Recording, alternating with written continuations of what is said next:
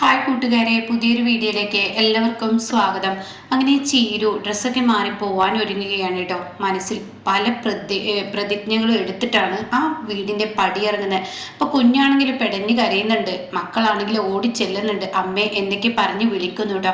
പക്ഷേ ഈ സമയം ചീരു പറയാണ്, അമ്മേ ഞാൻ പോട്ടെ, മോളെ നീ എന്തിനാ പഞ്ചരത്നത്തിലോട്ട് പോകുന്നത്? പഞ്ചരത്നത്തിൽ പോയി വരുമ്പോൾ ഇങ്ങനെയൊക്കെ ഒരു യാത്ര വേണോ മക്കളോട്? അത് പറയുമ്പോൾ ചീരുവിൻ്റെ മുഖത്ത് എന്തൊക്കെയോ ഒരു ബുദ്ധിമുട്ടുകളുണ്ട് കേട്ടോ. പക്ഷേ ലതികയോട് കാര്യം പറയില്ല. അങ്ങനെ വീണ്ടും ചോദിക്കാണ്, ചീരു എന്താണെങ്കിലും കാര്യം തുറന്നു പറയടോ, എന്താടോ തൻ്റെ പ്രശ്നം? അമ്മ ഇങ്ങനെ ചോദിക്കുമ്പോൾ ഉടൻ തന്നെ ചീരു പറയാം, അമ്മേ ഇത് മാത്രമല്ല, എനിക്കൊരു ജോലിയും കൂടി നോക്കണം. കാരണം എൻ്റെ മക്കളെ സേഫ് ആക്കണം. എൻ്റെ മക്കൾ അദ്ദേഹത്തിൻ്റെ കയ്യിൽ സേഫ് അല്ല, അതുകൊണ്ട് തന്നെ എനിക്ക് നോക്കണം. അല്ല ചീരു, അപ്പൊ കുഞ്ഞിനെയൊക്കെ ആര് നോക്കും?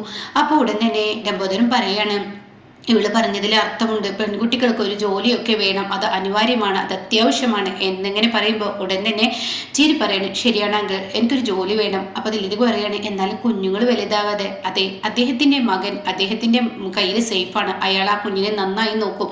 എൻ്റെ രണ്ട് ആർച്ചയും ഭദ്രയും അവൾ വലുതായി, അവർ വലുതായത് കൊണ്ട് തന്നെ അവരുടെ കാര്യങ്ങൾക്ക് അവർ കുറച്ചൊക്കെ ബുദ്ധിയും ബോധവും ഉണ്ട്, പറഞ്ഞാൽ മനസ്സിലാവും ചെയ്യും, അതുകൊണ്ട് അവരെ പേടിക്കാനില്ല എന്നും പറഞ്ഞിട്ട് ചീരി ഇറങ്ങുമ്പോൾ എന്നാൽ നിങ്ങളൊന്നാക്കി കൊടുക്കാവോ എന്ന് ലംബോദരനോട്. അപ്പൊ ലംബോദരൻ പറയണ ഇല്ല.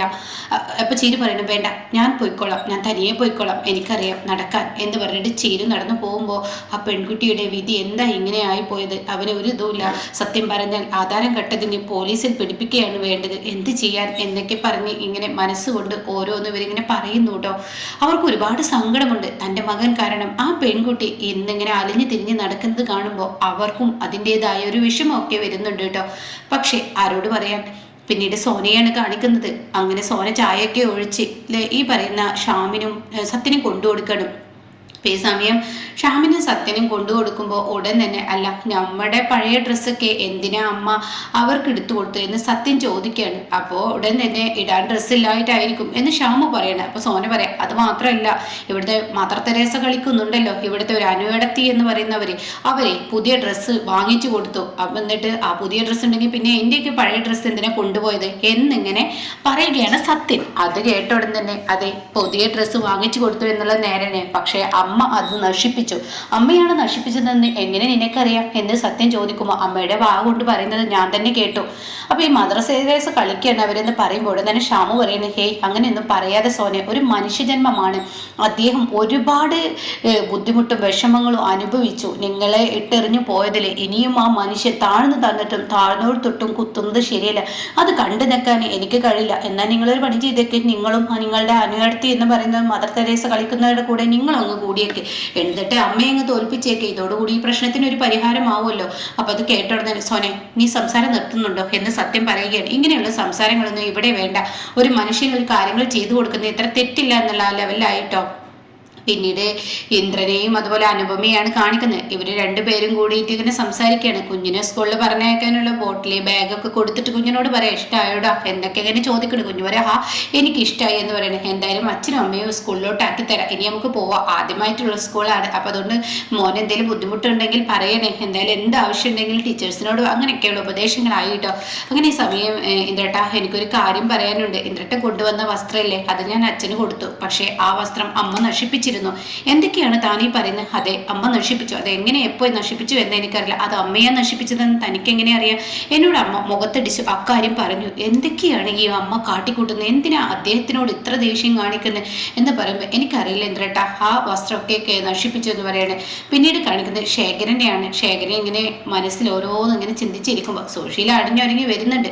സുശീല എങ്ങനെ അണിഞ്ഞൊരുങ്ങുന്നത് കാണുമ്പോൾ ഉടനെ ശേഖരൻ, കുറച്ച് നേരത്തേക്ക് ഇവിടുത്തെ സ്വസ്ഥതയും സമാധാനമൊക്കെ ഒന്ന് കിട്ടുമല്ലോ ഈ വീട്ടിലെന്ന് പറയുമ്പോഴാണ് കേട്ടോ ഇങ്ങനെ നോക്കുന്നത് സുശീല. അപ്പോഴേക്കും ശേഖരൻ തിരിഞ്ഞ ഭാഗത്തോട്ട് തന്നെ തിരിക്കുകയാണ് മുഖം.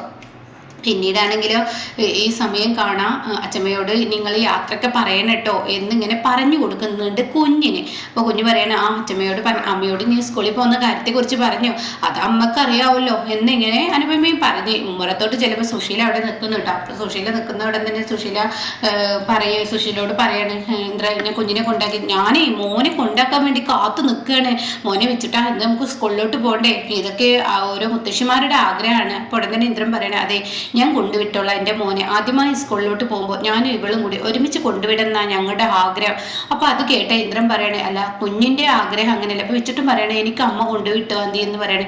എന്ത് ചെയ്യാനാണ്, മുത്തശ്ശിമാര് ചെറുപ്പം മുതലേ വളർത്തും എന്നല്ലാതെ കാര്യമൊന്നുമില്ല. കാരണം എന്തെന്ന് വെച്ചാൽ ആർക്കും കൊണ്ടുവിടുന്ന ഇഷ്ടമില്ലെങ്കിൽ വേണ്ട, എൻ്റെ ആഗ്രഹം ഞാൻ അങ്ങ് കൊഴിച്ചു മൂടിക്കോളാം. വയസ്സായ ആളാണെന്ന് പറഞ്ഞിട്ട് എന്താ കാര്യം? ആരും വയസ്സിന്റെ ആ മൂല്യമൊന്നും ഞങ്ങൾക്ക് തരത്തില്ല. അപ്പൊ അതുകൊണ്ട് എൻ്റെ ആഗ്രഹം ഞാൻ പറയുന്നുമില്ല, അതിന് കുഴപ്പമില്ല. അപ്പൊ വിച്ചുട്ടനോട് ഇവിടെ അനുഭവം പറയണേ, മോനെ നിന്റെ അച്ഛമ്മയുടെ കൂടെ പോയിക്കോ. അച്ഛമ്മയുടെ ഒരു ആഗ്രഹമില്ലേ, സ്കൂളിട്ട് വരുമ്പോൾ ഞങ്ങൾ വിളിക്കാൻ വരാം. അത് കേട്ട ഉടൻ തന്നെ ഇന്ദ്രൻ പറയണം, മോനെ നീ ചെയ്തോ, അമ്മ നീ അച്ഛമ്മയുടെ കൂടെ പോയിക്കോ. കുഞ്ഞു പറയും, ഇല്ല ഞാൻ പോവില്ല, അച്ഛമ്മയുടെ കൂടെ പോവില്ല. അപ്പൊ അത് കേൾക്കുന്ന സുശീല ചോദിക്കുക, അതെന്താടാ അച്ഛമ്മയുടെ കൂടെ വന്നാൽ? ഇല്ല, എനിക്ക് എൻ്റെ അമ്മയും അച്ഛനും ആക്കി തന്നാൽ മതി. അപ്പൊ അത് കേട്ടിട്ട് അനുഭവം പറയണം, മോനെ ഇന്ന് നീ ഇപ്പൊ ഇത് ചെയ്യ്. അച്ഛമ്മ ആഗ്രഹിച്ചതല്ലേ, അച്ഛമ്മയെ വിഷമിപ്പിക്കാൻ പാടില്ലെന്ന് പറഞ്ഞതല്ലേ, അപ്പൊ അതുകൊണ്ട് അച്ഛമ്മ ആഗ്രഹിച്ചെങ്കിൽ. അപ്പൊ ഇതൊക്കെ കേട്ട് ശേഖരൻ ഇങ്ങനെ ഇരിക്കുന്നുണ്ട് കേട്ടോ. തന്ത്രങ്ങൾ മെനയുന്ന സോഷ്യനെ കണ്ട് ഒന്നോട്ട് കൊടുക്കാനുണ്ട്, പക്ഷെ എന്ത് ചെയ്യാ, ഒന്നും പറ്റത്തില്ലല്ലോ. അതുകൊണ്ട് മിണ്ടാണ്ട് നിൽക്കുക. അപ്പൊ ഈ സമയം കുഞ്ഞിനോട് ഇങ്ങനെയൊക്കെ അനുഭവം പറയണം, കെഞ്ചിക്കൊണ്ടിരിക്കുക. അപ്പൊ കുഞ്ഞ് ശരിയെന്ന് പറഞ്ഞിട്ട് അച്ഛമ്മയുടെ പോവാൻ ഒരുങ്ങുമ്പോൾ അച്ഛമ്മയുടെ കൈയങ്ങ് പിടിക്കുന്നതിനോടുകൂടി കുഞ്ഞു കൊതറിയിട്ട് ശേഖരന്റെ അടുത്തോട്ട് അപ്പൂപ്പ എന്ന് പറഞ്ഞ് വിളിച്ച് ചെല്ലാണ് കേട്ടോ. അങ്ങനെ അപ്പൂപ്പനെ കെട്ടിപ്പിടിച്ച്, അപ്പൂപ്പ ഞാനും സ്കൂളിലോട്ട് പോവാണ്, അപ്പൂപ്പൻ എന്നെ അനുഗ്രഹിക്കണം. ഇത് ഇവരൊക്കെ ആകെ അത്ഭുതപ്പെട്ട്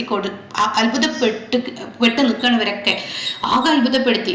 അങ്ങനെ ഈ സമയം ഇത് എന്താപ്പത് പ്രതീക്ഷിക്കാത്ത ഒരു കാര്യം എന്നുള്ള എല്ലാവരും. അപ്പൊ കുഞ്ഞിനെ ഉമ്മ വെക്കുന്നു. അങ്ങനെ മോന് നന്നായി വരട്ടെ, പഠിച്ച് വലിയ ഉയരങ്ങളിലോട്ട് എത്തട്ടെ എന്നൊക്കെ ഇങ്ങനെ പറയാനുണ്ട്. ഇപ്പൊ കാണുന്ന സുശീലക്ക് ദേഷ്യം പിടിക്കും. അപ്പോഴേക്കും സുശീല ചെന്നിട്ട്, ഡാ നിന്റെ കൈയൊക്കെ നശിപ്പിച്ചു, ഒരു നല്ലൊരു കാര്യത്തിലോട്ട് പോകുമ്പോൾ നീ എന്തിനാ അവിടെ ചെന്ന് ഇയാളെ പോലെയുള്ള തൊട്ടല്ലോ, അങ്ങനെ ഇങ്ങനെ എന്നൊക്കെ പറയാണ്. അപ്പൊ ഈ സമയം അനുഭവം പറയണേ, എന്തായാലും എൻ്റെ മോനിക്ക് നല്ല അനുഗ്രഹം തന്നെ കിട്ടും, അതെനിക്ക് ഉറപ്പാണ്. കാരണം നിങ്ങളുടെ അച്ഛൻ്റെ അനുഗ്രഹം വാങ്ങിച്ചല്ലോ എന്നൊക്കെ പറയുമ്പോൾ ഇങ്ങനെ ഇന്ദ്രൻ ഇങ്ങനെ തുറിച്ച് നോക്കുന്നുണ്ട് കേട്ടോ. ഇതേ സമയം അകത്തോട്ട് കയറി ചെല്ലുമ്പോൾ ഉടൻ തന്നെ, അല്ല സോന ചോദിക്കുക, ഇന്ദ്രേട്ടനും അനുചേച്ചിയല്ലേ കുഞ്ഞിനെ സ്കൂളിലോട്ട് കൊണ്ടുവിടാന്ന് പറഞ്ഞത്, പിന്നെ എന്തിനാ അമ്മയുടെ കൂടെ പറഞ്ഞയച്ചത്? നിങ്ങൾ എത്രയോ ആഗ്രഹിച്ചില്ലേ, ആദ്യമായൊരു കുഞ്ഞിനെ സ്കൂളിലോട്ട് പറഞ്ഞയക്കുമ്പോൾ നിങ്ങൾക്ക് രണ്ടുപേർക്കും ആഗ്രഹം ഉണ്ടാവില്ലേ എന്നൊക്കെ പറയുമ്പോൾ, അത് കുഴപ്പമില്ല സോന, എന്നേക്കാൾ കൂടുതൽ അമ്മ ആഗ്രഹിച്ചല്ലോ, അപ്പൊ അമ്മയ്ക്ക് വേണ്ടി ഞങ്ങൾ വിട്ടുകൊടുക്കുക എന്നുള്ളത് ഞങ്ങളുടെ ഒരു ഉത്തരവാദിത്തമാണ്, അത് ഞങ്ങൾ ചെയ്തു, അമ്മയ്ക്ക് വേണ്ടി വിട്ടുകൊടുത്തു. അല്ല എന്നാലും അമ്മ അതൊന്നും കുഴപ്പമില്ല സോന, നീ എന്തായാലും ഇനി പോവാൻ നോക്കിക്കോ, നിന്റെ ബ്യൂട്ടീഷ്യൻ ക്ലോസ് ചെയ്യുന്നത്. അപ്പോൾ തന്നെ സോന പറയണേ, ഞാൻ 2 ദിവസം ഇല്ല, അവർ ഇങ്ങോട്ടോ പോയിരിക്കുകയാണ്, അപ്പോൾ അതുകൊണ്ട് ഞാൻ പോകുന്നില്ല, ഇവിടെ ഉണ്ടാവും എന്നൊക്കെ പറയണേ. ഈ സമയം ഉടൻ തന്നെ, അല്ല അപ്പോൾ സോന അടുക്കളയിലോട്ട് പോയിട്ടുണ്ട് കേട്ടോ. അപ്പോഴേക്കും സത്യന് ചോദിക്കുകയാണ്, അല്ല ചേച്ചി ഇന്ദ്രേട്ടൻ വസ്ത്രം വാങ്ങിച്ചു കൊടുത്തതൊക്കെ ആരാണ് നശിപ്പിച്ചത്? അമ്മയാണ് നശിപ്പിച്ചതെന്ന് ചോദിക്കുകയാണ്. അയ്യോ എനിക്കൊന്നും അറിയില്ല, ഞാൻ കണ്ടിട്ടില്ല, അമ്മേനോട് പറഞ്ഞപ്പോഴാണ് ഞാനും വിശ്വസിച്ചത്, അമ്മേനോട് നേരിട്ട് പറഞ്ഞു, പക്ഷെ കാണാത്ത എനിക്ക് പറയാൻ പറ്റത്തില്ലല്ലോ. പക്ഷെ എൻ്റെ മനസ്സിലെ സങ്കടം അതൊന്നല്ല, വസ്ത്രമൊക്കെ നശിപ്പിച്ചു എന്ന് കരുതിയിട്ട് എനിക്ക് വിഷമമൊന്നുമില്ല, പക്ഷെ ഒരു മനുഷ്യന് കഴിക്കാനുള്ള മരുന്ന്, ആ മരുന്ന് മാറ്റിയത്. അപ്പൊ സോന അങ്ങോട്ടേക്ക് വരികയാണ് കേട്ടോ. അപ്പൊ മരുന്ന് മാറ്റിയതാണ്. മരുന്ന് മാറ്റിയ എന്താ ഈ പറയുന്നത്? അതെ, മരുന്ന് മാറ്റിയതാണ്. മരുന്ന് മാറ്റി പെനഡോളാണ് വെച്ചിരിക്കുന്നത്. ഭാഗ്യത്തിന് അച്ഛൻ അത് കഴിച്ചില്ല, പെനഡോൾ ആയത് ഭാഗ്യം എന്ന് അപ്പോഴേക്കും ശ്യാമ പറയുന്നു. ഇതും വേണമെങ്കിൽ അമ്മയുടെ പണി തന്നെ ആയിരിക്കൂലേ അനുചേച്ചി? അയ്യോ എനിക്ക് ആരെയും അങ്ങനെ പറയാൻ കഴിയില്ല, കാരണം ഞാൻ എൻ്റെ കണ്ണുകൊണ്ട് കണ്ടിട്ടില്ല, ആർക്കും മദർ തെരേസ ആവാൻ ഞാൻ ഉദ്ദേശിക്കുന്നില്ല, അതുകൊണ്ട് ഒരു മനുഷ്യനല്ലേ എന്നുള്ള പരിഗണന കൊണ്ടാണ് ഞാൻ ചെയ്തത്. അന്ന് ഇങ്ങനെ പറയുമ്പോൾ സോന ആകെ ചിറുക്കടി കിട്ടിയതുപോലെ ഇങ്ങനെ നിൽക്കണം കേട്ടോ. ആർക്കും മദർ തെരേസ ആവാൻ കഴിയില്ല എന്ന് പറഞ്ഞത്, അത് താൻ പറഞ്ഞ വാക്ക് അവിടെ റിപ്പീറ്റ് ചെയ്തപ്പോൾ സോനയ്ക്ക് ഉത്തരം മുട്ടി നിൽക്കുകയാണ് കേട്ടോ. അപ്പൊ ഇങ്ങനെ ഒരു എപ്പിസോഡാണ് വന്നിരിക്കുന്നത്.